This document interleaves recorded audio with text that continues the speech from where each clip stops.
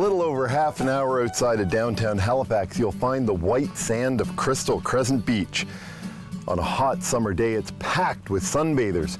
But this is also the site of a very popular hiking trail along the east side of Pennant Point.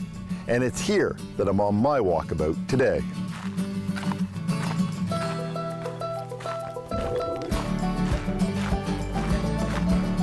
Crystal Crescent Beach Provincial Park is located in Sambro Creek, not far from the busy fishing port of Sambro itself.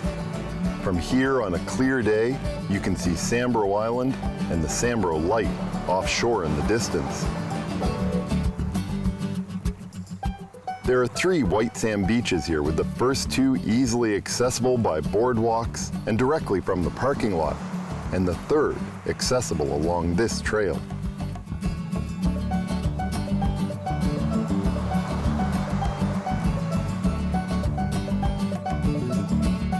As this trail begins, it goes past Cove. Now, most people wouldn't know this as Cove unless you're from the area.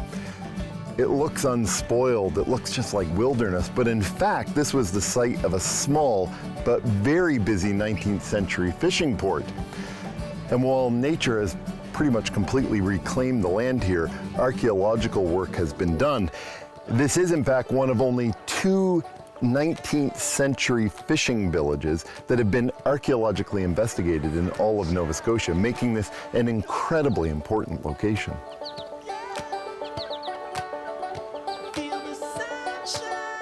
The history of Cove goes back well over 1,000 years, and certainly before the Cove got its name. Archaeological investigations here have shown that between 2,500 and 500 years ago, a period known as the Maritime Woodland period, the Mi'kmaq used this area as part of a seasonal migration route, setting up fishing camps. From a historical perspective, Crystal Crescent is a rare example of this type of pre-contact indigenous site. The first European settlers arrived from Barrington in Shelburne County. They were Scottish Methodists, and they built 27 houses here, almost exclusively along the shoreline. Over time, fishing grounds changed, and by the second half of the 19th century, Cove was less desirable as a fishing spot, so people moved on. One of the first settlers here was Joseph Smith, whose home sat right above this beach. So when the townsfolk of Cove decided to move, they literally moved. They picked up their entire houses, took them down to the beach, and floated them off, often to places like Sambro. And so by 1907, only 3 homes actually remained in this area. Much of the archaeological investigations, as a result, have not focused on homes because they weren't here, but instead on the cellars of where the homes once existed. The archaeological work began in 1990, and over time it actually became an educational tool for students at the nearby J.L. Ilsley High School who did field work here. Now that work was very interesting. The goal was to find out what the buildings would have looked like and how people lived. Students and professionals found all manner of ceramics dating to the mid-1800s. Of particular interest, some of the homes matched the exact dimensions of homes which were landed in Sambro in the late 1800s. So the work was able to match up some of those homes to the cellars and the foundations that remained on this site. But it wasn't just European artifacts. Over 1,700 Mi'kmaq artifacts were found, ranging from pottery to arrowheads, clearly demonstrating indigenous presence on this site. While there is no active archaeological work going on here at the moment, it's felt this site could hold the key to even more information about pre-contact Nova Scotia. So this is Mackerel Cove, which is the location of the 3rd beach at Crystal Crescent Provincial Park. It's probably best known as the most popular clothing optional beach in all the Maritimes. On a hot summer day, while this site might be secluded, it can be tough to find a spot on the beach.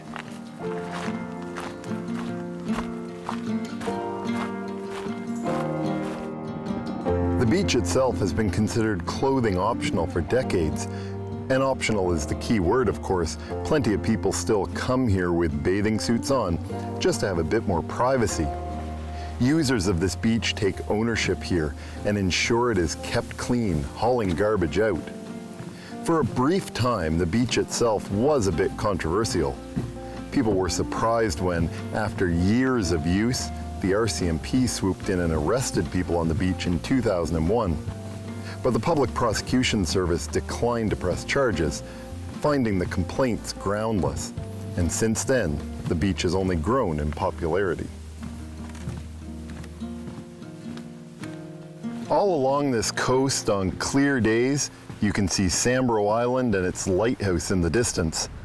That lighthouse is the oldest standing and operating lighthouse in the Americas. Legislation was first passed to establish the beacon in 1758. In fact, construction of this lighthouse was one of the first things debated by the Nova Scotia legislature. It's built of stone with wood shingles on the outside.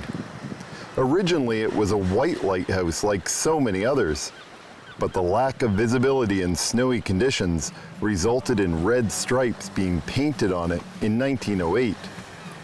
The only light to exist in Canada before this one was at Louisbourg, but that one was destroyed in one of the bombardments of the fortress. While the tower is the same granite one which has existed since 1758, in 2008 it was updated with solar power. You can just imagine the history that lighthouse has witnessed. If you're headed out for a day at the beach, you might choose to end your travels here at Mackerel Cove. This just by itself is a pleasant walk. From here, the trail will continue on to the end of Pennant Point, but the walking will certainly become more challenging. And that's where I'm headed after the break. Won't you be mine? Feel the sunshine.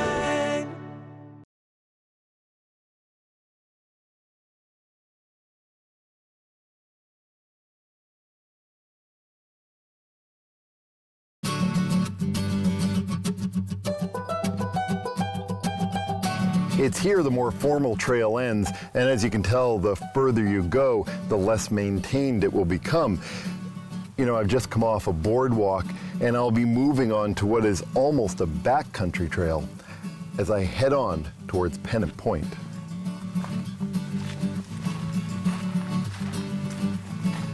And by backcountry, I mean everything from bog to rocks to tree roots. The trail from here is reasonably well defined, though the bog can certainly grow over in places at times, making things a little indistinct. There are also different choices of routes to take in some places, sometimes guided by how the ocean has changed the shoreline, sometimes by how storms have blocked paths with trees, and sometimes simply because part of the trail has become too wet to cross and a new route has been created. But like any good hike, this is an adventure. And while it can be challenging in places, don't let that scare you off. It's still well worth the journey. It's not just on land that this area has a lot of history. The waters off this point have seen a lot over the years. During the American Revolution, these waters saw numerous naval battles. On July 10, 1780, the 16-gun British privateer Resolution engaged an American privateer named Viper near Sambro Light. Another battle in these waters has been called one of the bloodiest in the history of privateering and saw 90 minutes of cannon fire, resulting in 18 British and 33 Americans dead. Even closer to this trail, in 1782, the American privateer Wasp sailed to this point where they were encountered by 3 Sambro residents who opened fire, killing one crew member and injuring others, including the captain. That dead crew member is buried on an island on the other side of this point in Pennant Bay. Later on during the American Civil War, Sambro played a role in the Chesapeake Affair when a northern vessel was stolen by Southern sympathizers who tried to load coal at Sambro. where they found themselves arrested by warships and taken to Halifax.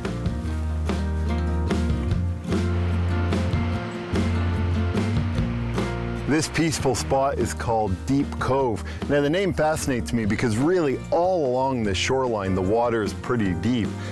I've been scuba diving along here, and after you hit the white sand, it drops off very, very quickly, which is also why this water is very cold for swimming. These days, this area is still heavily involved in fishing, but it's also very important in the world of communications. Pennant Point is the landing point for a number of submarine cables, one going to Spain and France, one to Iceland, the Faroe Islands, the UK and Denmark, and a shorter one to New Jersey. The landing point was constructed by Teleglobe Canada in the 1980s and was the first fiber optic cable landing point in Canada. That same landing point is also the home of an Inmarsat satellite station operated by Teleglobe, hidden in the trees just beyond that first beach. That station is a control station for satellites, which started primarily as ship-to-shore and shore-to-ship communication systems, but have since expanded into land, mobile, and aeronautical communications. That entry into satellite communications by Teleglobe Canada enabled the first worldwide satellite broadcast of live television. And what was it? Well, it was the coverage of the Canadian Mount Everest expedition from 17,000 feet above Kathmandu. This is Island Rock Cove, and it gets its name simply from that rock out at the end of the cove.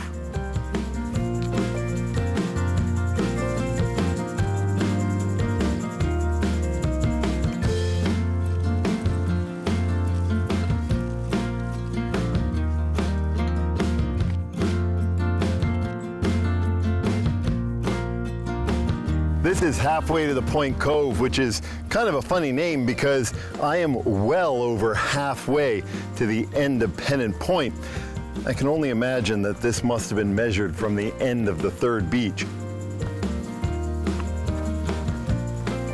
There are a couple of things to consider when visiting this trail. First, while people certainly hike here all year round, you'll find the gates at the end of the access road locked between mid-October and mid-May. That will add a good kilometer to your hike in each direction. As well, the gates don't usually open before 8 a.m. and they close at 11 p.m., so be mindful of your time.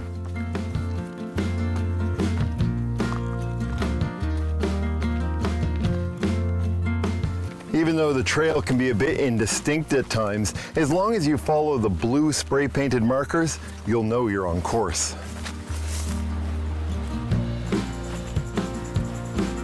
And this is Blackberry Cove.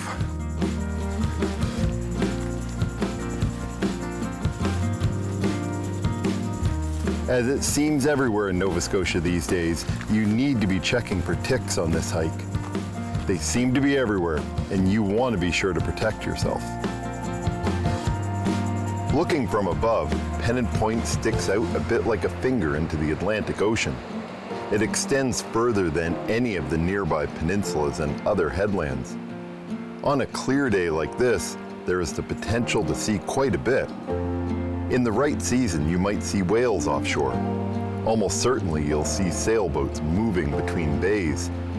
A little further offshore, though not all that far, you will often see larger ships as they begin to make their way in towards Halifax. And of course, these waters are almost always home to fishing boats. Fishing boats which would have once made landfall on this peninsula, but which now sail past this point and the community that once existed near the beaches to the port of Sambro. As I pass Pennant Point Cove, it means I'm nearing the tip of Pennant Point itself and the end of my hike.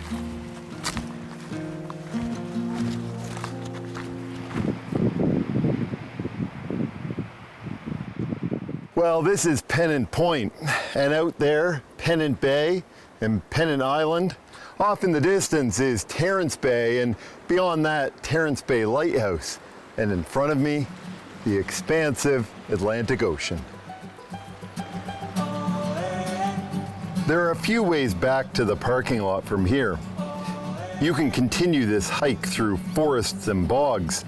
There is the spine trail which leaves between Blackberry Cove and where I am now. That was a shortcut, but has become boggy and grown over, so it can be a wet and slow slog and less of a shortcut. You can also continue on a rough circumnavigation of Pennant Point by taking the west coast of the point back to the start.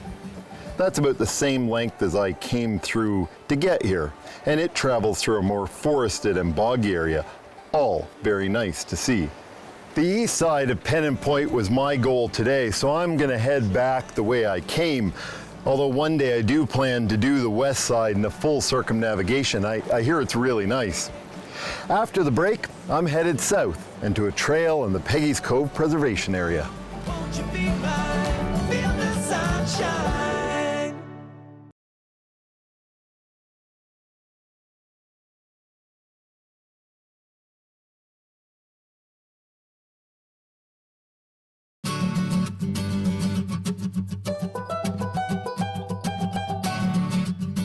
Just a couple kilometers past Dover on the way to Peggy's Cove, you'll find the Polly's Cove trail system.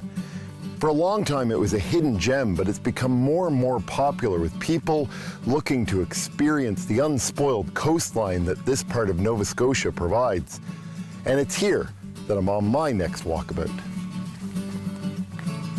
The Polly Cove trail system is really a collection of trails across a nature reserve which have been created by people and animals over time.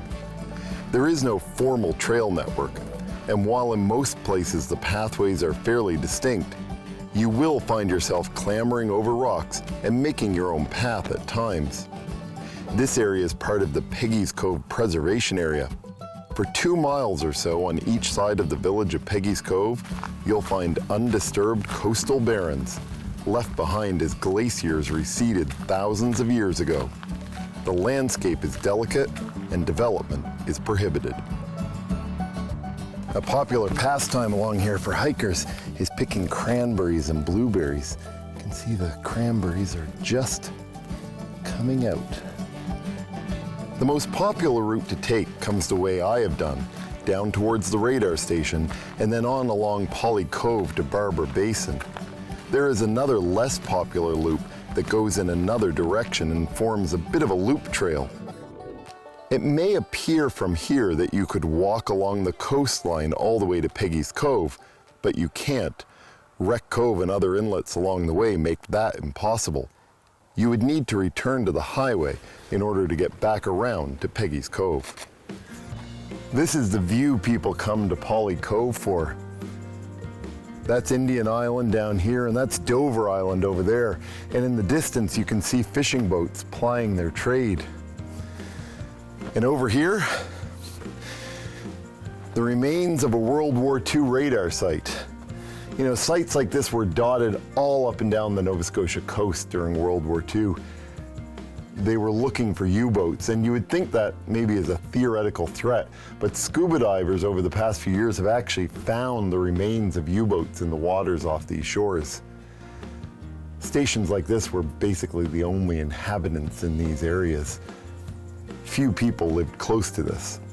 They lived more up towards Peggy's Cove and Indian Harbor. There wasn't much by way of settlement on this part of the Barrens. Sometime around 1811, 6 families were granted 800 acres of land from Indian Harbor all the way up to Dover, but people mostly settled between Peggy's Cove and Indian Harbor. That area grew to around 400 families, mostly up towards where Peggy's Cove is. The community at the time would have been mostly self-sufficient, growing vegetables in tiny plots where they could find soil, and only trading for things like sugar, salt, and spices. Less than 100 people live there now, though Peggy's Cove and other communities along this shore remain fishing towns. Though tourism has certainly taken hold, especially at the famous Peggy's Cove Light, a light which was not built until 1914, over 100 years after the first land grants. In 1962, this barren from Indian Harbor, which is beyond Peggy's Cove, all the way to Dover, was recognized in legislation by the Nova Scotia government, and in 1969, it was declared parkland. Polly Cove is all about the dramatic landscape, granite boulders strewn all over the place, like this one, which is affectionately called Balancing Cube. This type of ecosystem is called a coastal barren. It may seem like there's not much here but scrub brush, but it's very important ecologically. Barrens are harsh climates, ocean winds and waves pounding against them, little tree cover and little soil. The original plants and animals here would have been ones more associated with Arctic life as glaciers receded. But over time, a unique ecosystem developed that could survive the exposed nature of this site. So this is Polly Cove, and of course that's where the trail gets its name. Many people ask, so where did Polly Cove get its name? Well, there's no real good answer for that. There's a story that perhaps Polly was Peggy's younger sister. That seems unlikely. More likely is the fact that the cove was simply named by a fisherman plying his trade, named after a girlfriend or a wife or a daughter. That's very common along the shores of Nova Scotia. So from here, the trail truly does become indistinct. You just follow the coastline and take where the trails and the rocks lead you. Most of the rock in this area is white mica granite that's about 350 million years old. Now these boulders that you see strewn all over the place, of course nobody picked them up and rolled them there. That's the power of glaciers. Probably about 12,000 years ago, as the glaciers were receding, these stones were deposited, just like the ocean deposits shells on a beach. Historically, people assumed the barrens were useless. Unfortunately, this meant for a long time, even research into the ecosystems of these types of areas was limited, and understanding their conservation and biodiversity importance has only been realized relatively recently. Vincent van Gogh once wrote that the heart of man is very much like the sea. It has its storms, it has its tides, and in its depths, you can find pearls. If you're hiking along the shore in Nova Scotia, you can find yourself on beaches, along sand dunes, or along coastal barrens like this. If your next walkabout finds you along the seashore, I hope it lifts your heart and helps you find the pearls in your soul.